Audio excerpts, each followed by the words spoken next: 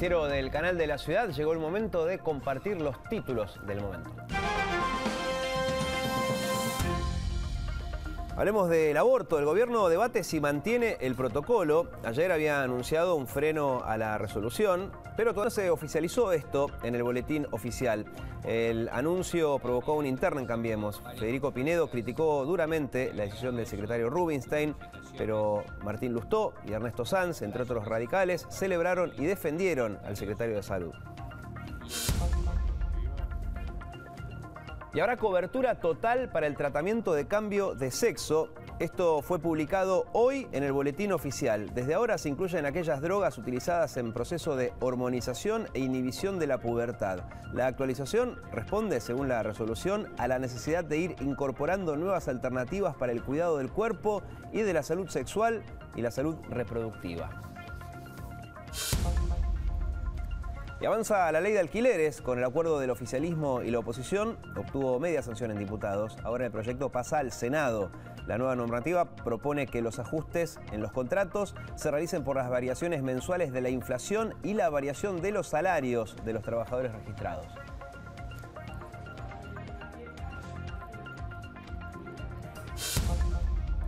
Colombia cierra sus fronteras ante el paro general. Los pasos están cerrados desde la medianoche y permanecerán clausurados hasta mañana a las 5 de la mañana. Además, se ordenó el acuartelamiento de las fuerzas militares. El Ejecutivo le otorgó facultades extraordinarias a gobernadores y alcaldes para imponer el toque de queda. Serán las protestas más fuertes contra el presidente Iván Duque desde el inicio de su gobierno. Y en Boca, Riquelme se postula en una lista opositora. El ídolo Ceneice anunció que se unió como vicepresidente segundo a la lista que encabeza el binomio Jorge Amora Meal y Mario Pergolini. Además, confirmó que si es electo, se hará cargo del fútbol del club. Claramente, no estoy preparado para ser presidente hoy, pero veremos dentro de 4 años, dijo. Quiero que el hincha Boca lo sepa. Por estas horas el gobierno no dio a conocer si va a frenar o no el protocolo sobre aborto no punible, publicado ayer en el boletín oficial, algo que claramente provocó una interna en Cambiemos. Hasta ahora ninguna resolución salió publicada en el boletín, lo que hace suponer que hasta el momento queda firme, aunque esto es claramente una noticia en desarrollo.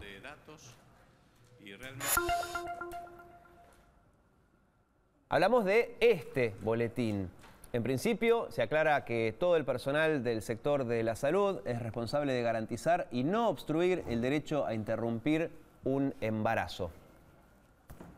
También, más adelante, habla acerca de la necesidad de actualizar las recomendaciones internacionales acerca de los procedimientos para la interrupción legal del embarazo, es decir, dosis de medicamentos, y reforzar la importancia del acceso rápido a la atención integral y a la práctica.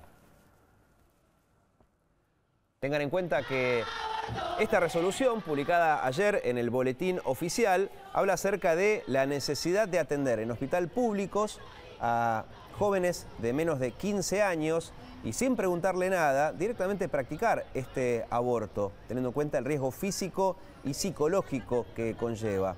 También aclara esta resolución, que insisto, hasta ahora sigue vigente, la necesidad de que si se trata de jóvenes de entre 13 y 16 años, tampoco requieren la autorización de los padres.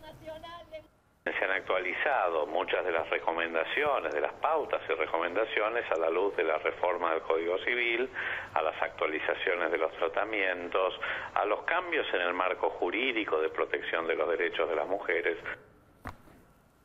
Esta resolución dividió las aguas en el oficialismo. Martín Lustó y radicales como Ernesto Sanz respaldaron al secretario Rubinstein, mientras que la diputada electa Dina Resinovsky directamente pidió su renuncia. El senador Pinedo también criticó al secretario de Salud. Lo hizo a través de este tuit. Me parece lamentable y claramente inconstitucional la resolución del secretario de Salud ampliando de manera irresponsable las causales de aborto no punible y limitando la objeción de conciencia médica.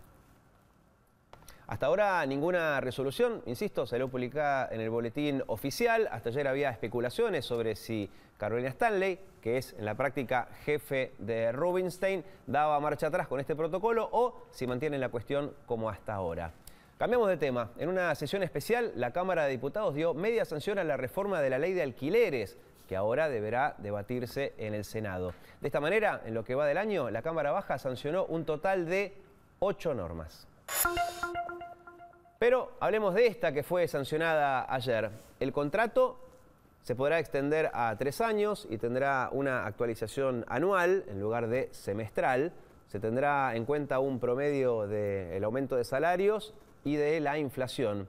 El pago de honorarios de la inmobiliaria estará a cargo del propietario, así como la certificación de firmas y los trámites por renovación de contrato.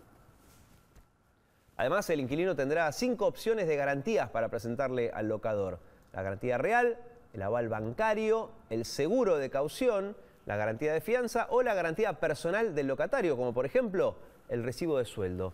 Deberá presentar 2 de estas opciones y una de ellas la elegirá el propietario.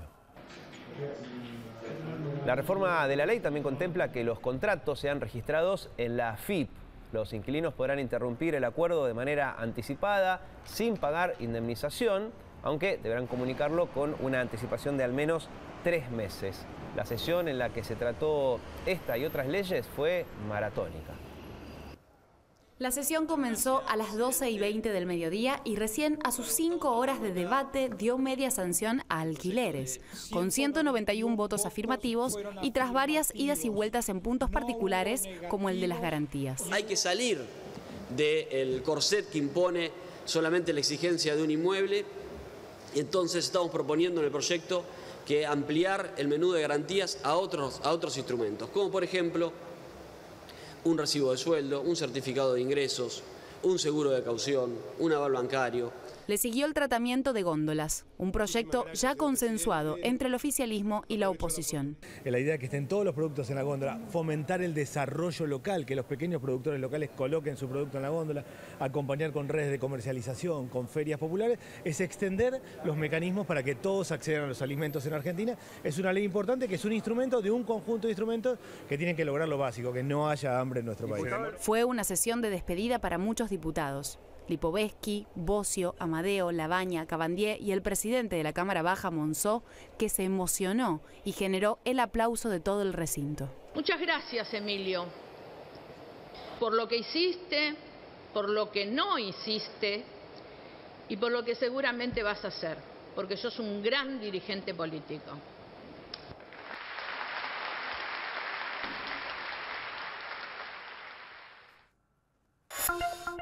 Y en esta sesión también se aprobó la ley de góndolas en diputados, ¿no? Falta el Senado. Allí se propone alentar la competencia entre las marcas de alimentos y productos de limpieza, justamente en supermercados. El objetivo es evitar abusos de posición dominante por parte de grandes empresas.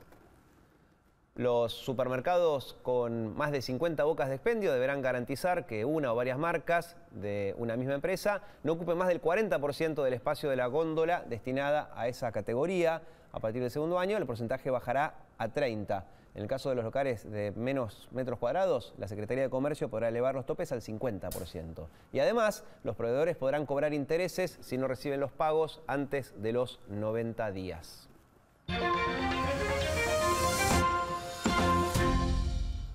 El gobierno del colombiano Iván Duque se va a enfrentar hoy a la protesta más fuerte contra su gobierno.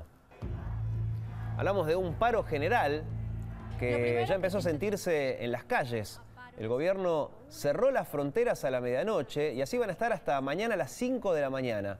Además, se ordenó el acuartelamiento de las fuerzas militares y el Ejecutivo otorgó facultades extraordinarias a gobernadores y alcaldes para que puedan imponer el toque de queda si lo consideran necesario.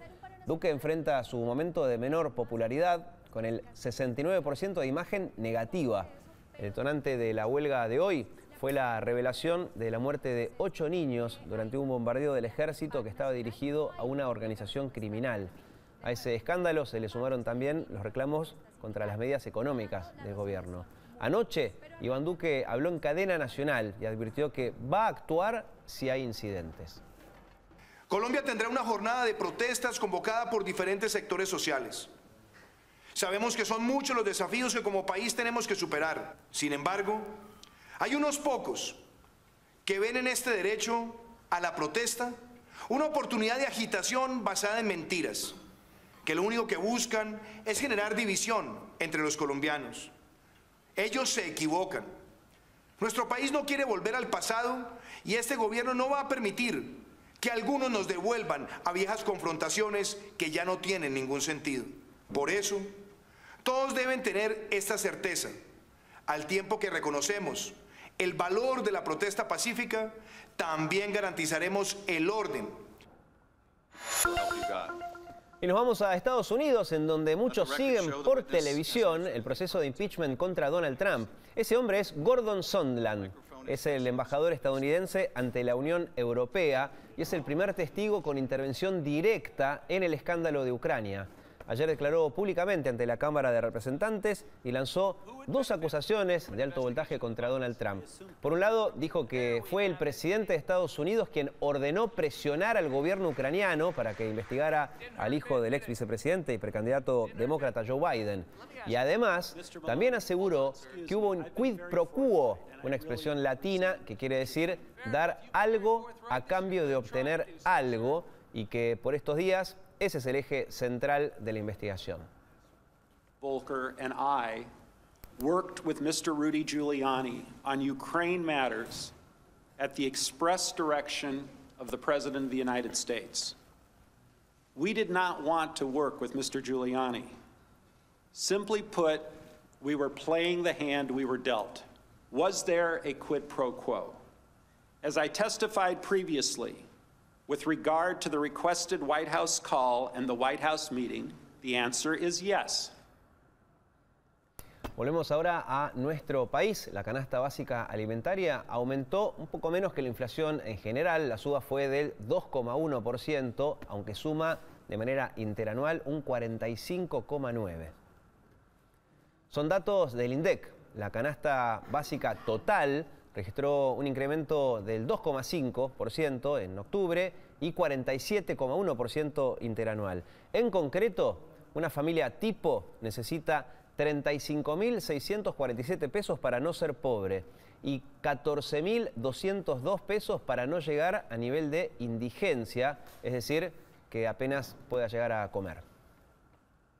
Y a propósito del hambre, quien seguramente sea el futuro ministro de Desarrollo Social, Daniel Arroyo, conversó con el Canal de la Ciudad hoy temprano y dio detalles acerca de cómo va a ser la tarjeta alimentaria del programa que planea implementar en el próximo gobierno. La tarjeta es una tarjeta del Banco Público, del Banco Nación o del Banco Público de cada provincia. No permite extraer dinero, es una tarjeta de débito a la vista de cualquiera, pero no permite ir al cajero y sacar dinero, solo permite comprar. Como codifica atrás la tarjeta, compra cualquier tipo de alimento excepto bebidas alcohólicas, rechaza cualquier otro tipo de producto que no sea alimento. La familia va a comprar los alimentos que quiere. Nosotros lo que vamos a hacer es, en los 13 rubros que forman parte de la canasta básica, sobre todo leche, carnes, verduras y frutas, vamos a quitar el IVA y se va a ver la devolución del IVA para ese sector, para esos productos. Vamos a plantearle mucho a los supermercados, a los que producen alimentos, que bajen mucho los precios en esos 13 rubros. Y lo que es además, esto nos permite hacer una política nutricional. Cuando una familia compra, codifica, sale lo que compra y después hay un conjunto de nutricionistas, de promotores de salud que dicen, anda por acá, fíjate para allá, ojo que estás comprando mucho de estos productos, te falta esto. También permite hacer una política nutricional. Y en Caballito, las altas temperaturas trajeron otra vez cortes de luz. En la zona del CID Campeador hay decenas de vecinos sin luz desde las 5 de la tarde de ayer. En las manzanas comprendidas entre Honorio Pueyrredón, Franklin y Díaz Vélez, algunos comercios no pudieron abrir sus puertas y otros funcionan con generador. Según voceros de la empresa de Edesur, se está trabajando, pero todavía no hay una hora confirmada para la vuelta del servicio. Los comerciantes denuncian que los cortes son recurrentes y que nadie trabaja ni trabajó en la zona en las últimas horas. También dicen que mucha de la mercadería, de las heladeras sobre todo, ya se echó a perder.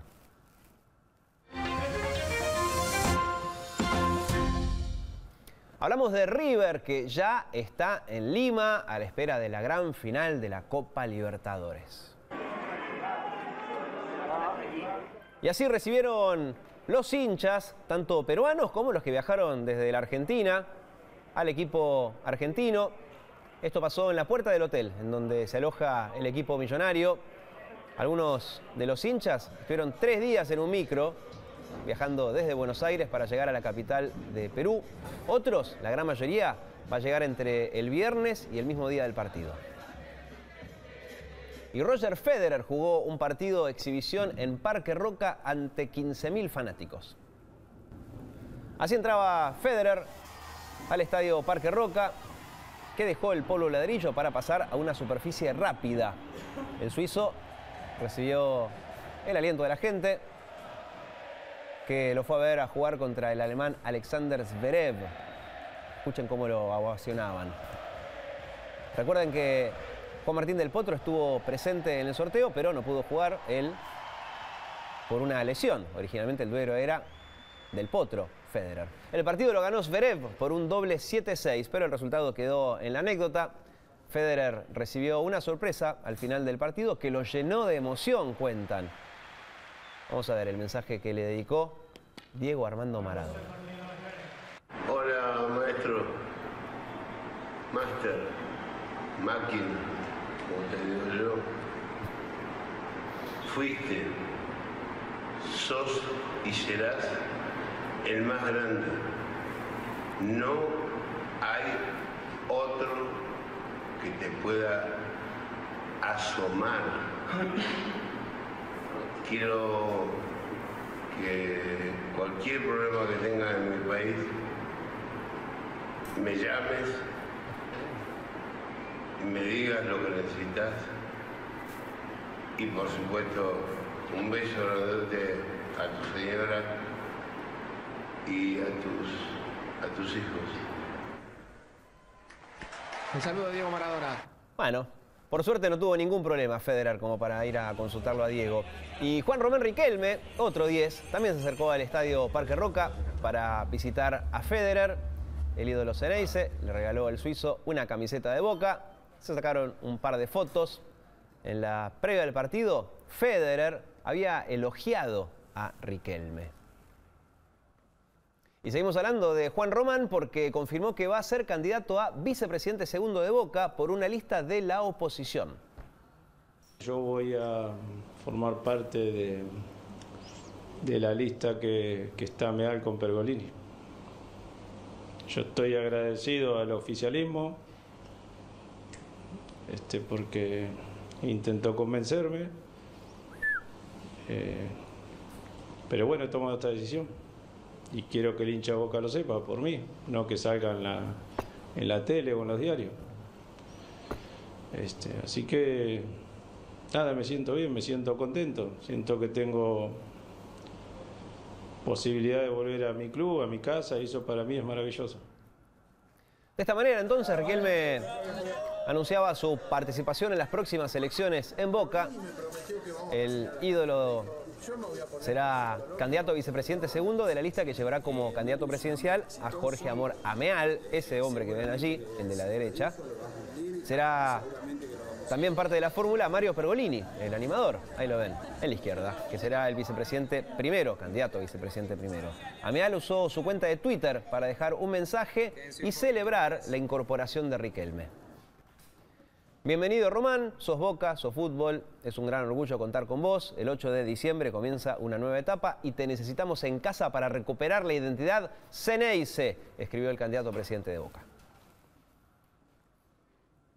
Y justamente por todo esto, Riquelme tuvo que postergar su partido de despedida. Se iba a jugar el 12 de diciembre en la Bombonera, el famoso 12 del 12, en alusión a la hinchada de Boca, pero las elecciones serán solo 4 días antes.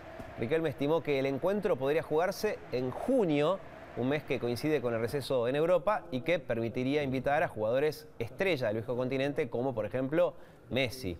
Voy a insistir para que Leo pueda jugar un ratito con mi hijo en la Bombonera, dijo Román en una conferencia de prensa. Estas fueron las noticias en el canal de la ciudad. Los invito ahora a quedarse en nuestra pantalla. Ya llegan Nacho Boano, Marcela Coronel y todo el equipo de hoy nos toca a las 10. Nosotros nos despedimos esta mañana a las 9:30. Chau.